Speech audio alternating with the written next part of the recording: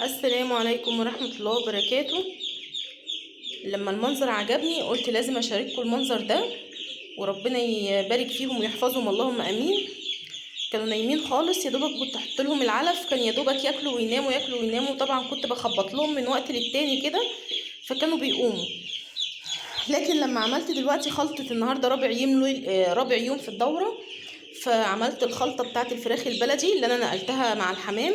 لو تفكرين الاوضه دي كان هنا كان في السمان والفراخ البلدي.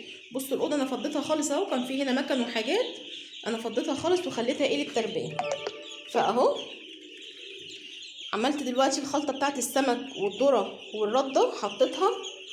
بسم الله ما شاء الله اللهم بارك الله اكبر. يعني بصوا النشاط عامل ازاي وبياكلوا.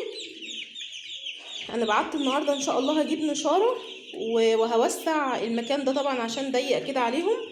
هوسع لهم لنص الاوضه، يعني هاخد نص الاوضه كلها.